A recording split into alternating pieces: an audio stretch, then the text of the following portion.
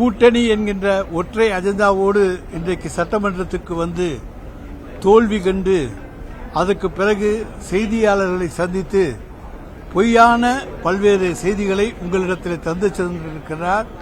அதற்கான விளக்கங்களை தர வேண்டியது எங்களுடைய கடமை.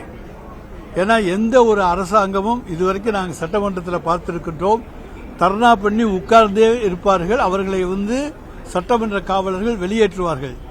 ஆனால் ஜனநாயகத்தில் அக்கறை கொண்ட எங்களுடைய மாண்புமிகு முதலமைச்சர் அவர்கள், நீங்கள் என்ன சொல்ல வேண்டுமோ சொல்லுங்கள், எதை நீக்க வேண்டும் என்று சொல்லுகிறீர்களோ அதை சொல்லுங்கள், அதை பார்த்து நாங்கள் பரிசீலித்து நீக்குகிறோம் என்று வெளிப்படையாகவே எழுந்து நின்று சொன்ன பிறகும் அவர்களாலே எதை நீக்க வேண்டும் என்று சொல்ல முடியவில்லை. எங்கள் அருகிலே இருந்தவர்கள் எல்லாம் கேட்டால் எதை நீக்க வேண்டும் என்று கேட்டால் எதை நீக்க வேண்டும் என்று சொல்ல முடியாத அளவுக்கு அன்றைக்கு ஒரு தர்ணா நாடகத்தை நடத்தினார்கள். அதனாலே இன்றைக்கு தோல்வி முகத்தோடு வெளியே செய்தியாளர்களை சந்தித்திருக்கிறார். அவர் சொல்லுகிறார், திருவாரூரிலே, திருச்சியிலே, நாகையிலே, நாமக்கலிலே யாருக்கும் எதுவும் ஏற்படவில்லை என்று. திருச்சியிலையும் மக்கள் பாதிக்கப்பட்டிருக்கிறார்கள், மயக்கமடைந்திருக்கிறார்கள், ஆதாரங்கள் இருக்கின்றன. நாமக்கல்லிலே அன்றைக்கு 35 பேர் பாதிக்கப்பட்டிருக்கிறார்கள். அதேபோல நாகப்பட்டினத்திலே 5 பேர் பாதிக்கப்பட்டிருக்கிறார்கள். இப்படி சென்ற இடங்களிலே எல்லாம், அந்த டிவிக்கு கூட்டம் நடந்த இடங்களிலெல்லாம் மக்கள் கூட்ட நெரிசலிலே பாதிக்கப்பட்டிருக்கிறார்கள். அந்த கூட்ட நெரிசல் எதனாலே வந்தது? அதை நீங்கள் நன்றாக எல்லோரும் சிந்தித்து பார்க்க வேண்டும். இப்பொழுது எந்த அரசியல் கட்சி தலைவரும் ஒரு பொதுக்கூட்டத்துக்கோ ரோட் ஷோவுக்கோ போவதாக இருந்தால் அந்த இடத்துக்கு ஒரு 500 மீட்டருக்கு முன்னாலேயே அவர்கள் அந்த வேனிலே எழுந்து நின்று கொண்டு அங்கே தங்களை காண வந்திருக்கின்ற பொதுமக்களை பார்த்து கையசைத்து கும்பிட்டு அவர்களுடைய வாழ்த்துக்களை பெற்றுக்கொண்டு அவர்கள் தருகிற சால்வைகளை பெற்றுக்கொண்டு செல்வார்கள். இதுதான் வழக்கம். ஆனால் இவர் 500 மீட்டருக்கு முன்னாலேயே வயனுக்கு அந்த பெரிய பஸ், அந்த பஸ்ஸுக்குள்ள ஒளிந்து கொண்டு விட்டார், உட்கார்ந்து கொண்டு விட்டார். அதற்கு பிறகு லைட்டுகளையும் அமர்த்தி விட்டார்கள். எந்த ஒரு தலைவராவது தான் இருப்பது வெளியே தெரியாமல் இருக்க வேண்டும் என்பதற்காக அமர்த்திவிட்டு எந்த ஸ்பாட்ல தான் பேச வேண்டுமோ அந்த ஸ்பாட்டுக்கு வந்தவொடனே லைட்டை போட்டு போட்டு போட்டு போட்டு அமர்த்தினாங்க. சினிமாவில் லைட்டை அமர்த்தி அமர்த்தி போட்டு காமிக்கிற மாதிரி காமிக்ஸ் இந்த சீன்ஸ் காமிப்பாங்கல்ல, அது போல காமிச்சாங்க. அதனால மக்கள் கூட்டம் அவரை பார்க்க முடியாத சூழ்நிலை ஏற்பட்ட காரணத்தாலே பின்னாலே இருந்தவர்கள் முண்டி அடித்துக் கொண்டு முன்னாலே வந்தார்கள். அந்த முன்னாலே எல்லாம் வந்ததுனாலே தான் இன்றைக்கு ஒரு கூட்ட நெரிசல் ஏற்பட்டு அங்கே மூச்சு திணறித்தான் இன்றைக்கு ஒரு 10-15 பேர் இறந்திருக்கிறார்கள் என்று சொன்னால் மூச்சு திணறி இறந்திருக்கிறார்கள். அப்படிப்பட்ட ஒரு சூழ்நிலையை வேண்டுமென்றே அங்கே உருவாக்கி இருக்கிறார்கள். அதே போல எங்களுக்கு மின்சாரம் வேண்டாம், நாங்களே ஜெனரேட்டர் வைத்துக் கொள்கிறோம் என்று சொன்னார்கள். அப்புறம் அந்த ஜெனரேட்டர் ஏரியில திடீர்னு வேற லைட்டை காமிக்கிறாங்க. அந்த மாதிரியான சீன்களை எல்லாம் நீங்கள் பார்த்திருக்கிறீர்கள். எனவே எங்களை பொறுத்த வரைக்கும் அன்றைக்கு அதாவது வேறு விசாலமான இடம் தந்திருக்கலாமே, மாநாடு நடத்திய இடத்தில் தந்திருக்கலாமே என்று இன்றைக்கு கேட்கிறார்கள். ரோட் ஷோவுக்கு மாநாடு கரூரிலிருந்து 2 கிலோமீட்டருக்கு அங்கிட்டு மாநாடு நடத்துகிறோம். 2 லட்சம் பேர் கூடக்கூடிய இடம். நாங்க 10,000 பேர் வர்ற இடத்துல கேட்கிறோம். அதனால தாங்கன்னு கேட்டா உள்ளுக்குள்ள இருக்க ரோட தருவோமா, அதை விட்டுட்டு அந்த இடத்தையும் மாநாடு நடத்தினதை அவங்க கேட்கவும் இல்லை. கேட்டிருந்தா கொடுத்திருக்கலாம். ஆனா அந்த இடத்துல அவங்களால 2 லட்சம் பேரை கூட்ட முடியாது. ஒரு 30,000 பேர் 20,000 பேருக்கு தான் கூட்டி ஒரு நெரிசலை காண்பிக்க முடியுமே தவிர வேற இல்ல.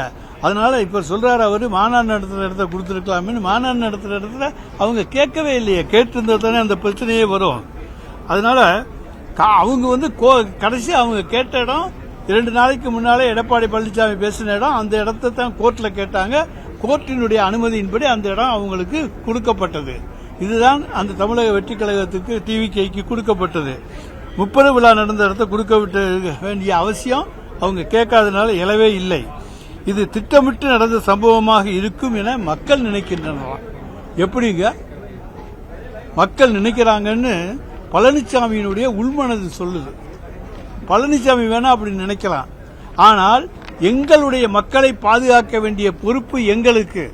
அந்த 41 பேர் இறந்தவுடன் உடனடியாக கதறி துடித்து மனிதாபிமானத்தோடு அங்கே இரவோடு இரவாக அங்கே போஸ்ட்மார்ட்டம் நடத்தி அந்த உடல்களை ஒப்படைத்து காயம்பட்டவர்களுக்கெல்லாம் தேவையான உதவிகளை செய்து அவர்களை காப்பாற்றிய அரசு எங்களுடைய திராவிட மாடல் அரசு.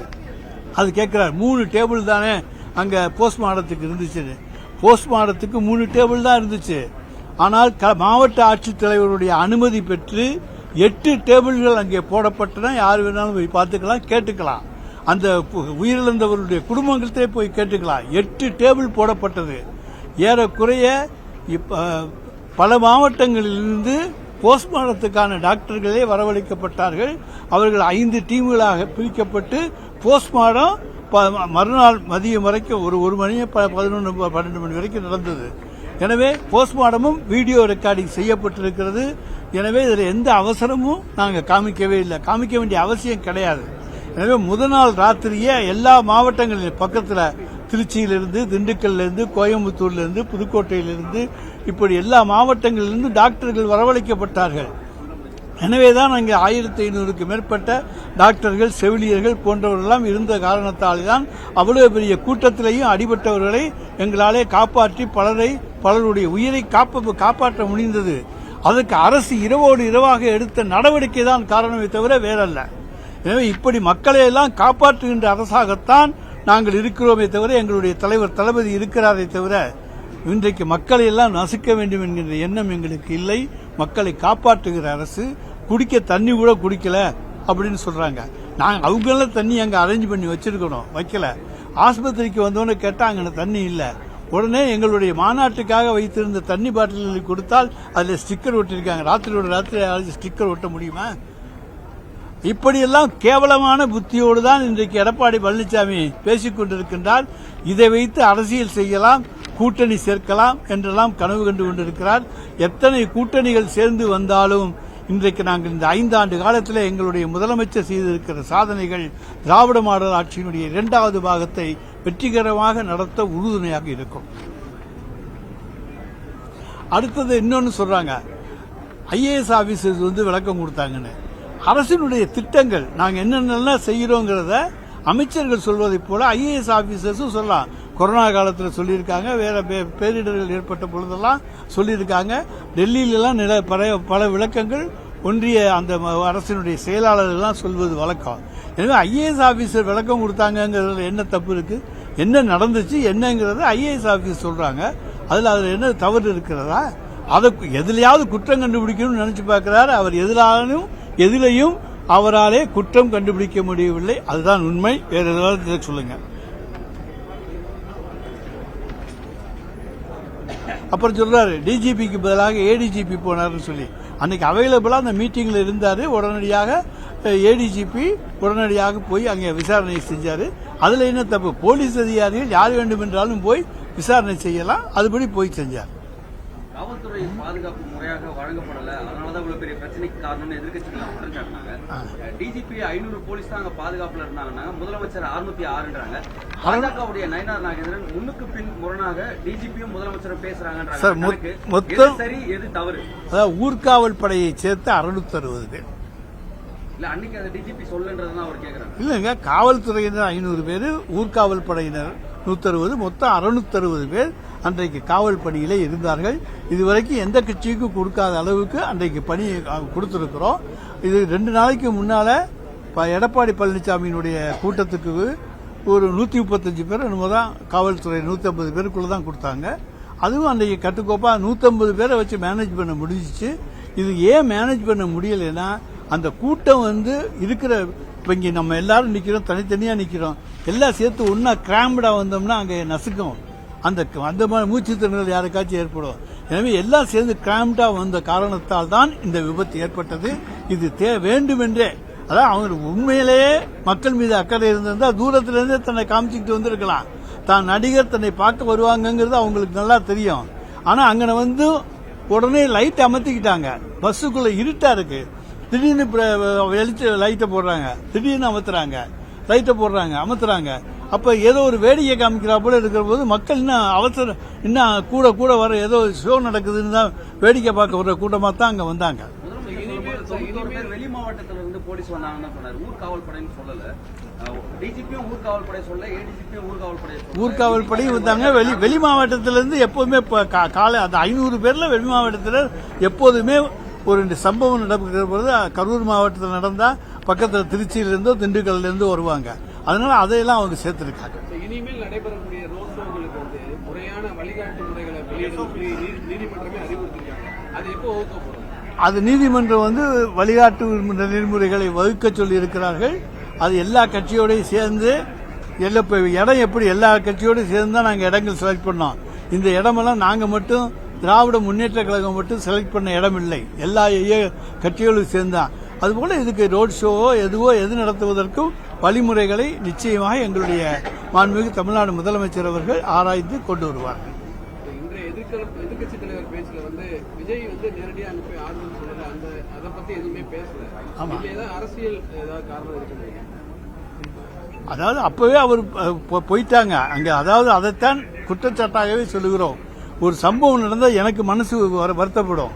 ஆகா, என்னால இந்த சம்பவம் நடந்து போச்சுன்னு உடனடியாக நான் அந்த இடத்துல போய் அவங்களுக்கு ஆறுதல் சொல்லத்தான் நினைப்பேனே தவிர என்னை காப்பாற்றிக்க நான் நினைக்க மாட்டேன். அப்படிப்பட்டவங்க அரசியல் தலைவர்களாக இருக்க முடியாது. எனவே அவர் அன்னைக்கு அந்த இடத்துல வந்து அதனால தனக்கு அதில் சொன்னா பாதிப்பு ஏற்படும் என்பதால் அதை பற்றியே எடப்பாடி பழனிசாமி பேசவில்லை. புசியானது நிர்மல்குமார்லாம் வந்து ஏற்கனவே கொஞ்ச நாள் தலைமறைவா இருந்தாலும் சொன்னாங்க. வழக்கு சிபிஐக்கு மாறின உடனே வெளியில வந்து பேட்டி கொடுக்குறாங்க. நீங்க எப்படி பாக்குறீங்க? நீங்களே தான் சொல்லிட்டீங்களே, வழக்கு சிபிஐக்கு மாறி இருக்கிறது, அதனால் வந்து இன்றைக்கு பேட்டி கொடுக்கிறார்கள் என்று. அதுதான் நீங்க சொன்னதுதான், நீங்க உங்களுடைய கண்ணோட்டத்திலே தெரியுது. இங்க இருந்தா இப்ப இது சிபிஐக்கு வந்துருச்சு, இவங்க சிபிஐ கேட்டு செய்வாங்கன்னு நினைக்கிறாங்க. சார், சட்டப்படி என்ன செய்யணுமோ அதை அந்த காவல்துறை செய்யும். சார், இப்ப எதிர்கட்சி தலைவர் பேசும்போது அருணா ஜெகதீஷன் வந்து தனி விமானத்தில் வந்தாங்க, அதே போல வந்து அவங்களுக்கு குடிவே போடல அப்படின்னு சார் பதிலளிச்சார். அதுக்கு இது தொடர்ந்து சார், அருணா ஜெகதீஷன் தனி விமானத்திலே வரல, அதைத்தான் முதலமைச்சர் சொன்னார். எதிர்கட்சி தலைவர் தான் தனி விமானத்தில் வந்தாங்கன்னு சொன்னாரு. முதலமைச்சர் அதுக்கு விளக்கம் கொடுத்தார். அவங்க தனி விமானத்தில் வரல, எப்போதும் வர்ற பயணிகள் விமானத்துல தான் வந்தாங்கன்னு முதலமைச்சர் சொன்னார். ஆமா, தவறான கருத்துக்களை எதிர்கட்சி தலைவர் பதிவு பண்றாரு. ஆமா, எல்லாமே எதிர்கட்சி தலைவர் இதுல முரண்பாடான கருத்துக்களை பதிவு செய்து நான் எல்லாம் இப்படியே சொல்லியிருக்கேன்னு சொல்றதுக்காக, சட்டமன்றத்திலேயே நான் பேசியிருக்கிறேன் என்று சொல்வதற்காக இன்றைக்கு முழுக்க பொய்யாவே பேசியிருக்கிறார் பொய்ப்பாடி பழனிசாமி அப்படின்னு வச்சுக்கலாம். அந்த கட்சி மீது எதிர்க்கட்சி தலைவர் எந்த விமர்சனமும் வைக்கவே இல்லை. அதை எப்படி பாக்குறீங்க? அந்த தலைவர் மீது அதாவது அது நாங்க தான் சொன்னோம், கூட்டணிக்கு அச்சாரம் போடுவதற்காக அவர் இன்றைக்கு இந்த முயற்சிகளை எல்லாம் மேற்கொண்டிருக்கலாம். எத்தனை பேர் சேர்ந்து வந்தாலும் அவர்கள் எதிர்க்கின்ற சக்தி திராவிட முன்னேற்ற கழகத்தினுடைய தொண்டனுக்கு உண்டு, எங்கள் தலைவருக்கு உண்டு. நிச்சயமாக திராவிட மாடல் ஆட்சியினுடைய இரண்டாம் பாகம் தொடரும். அதை தமிழ்நாட்டு மக்கள் முழுமையாக ஆதரிப்பார்கள்.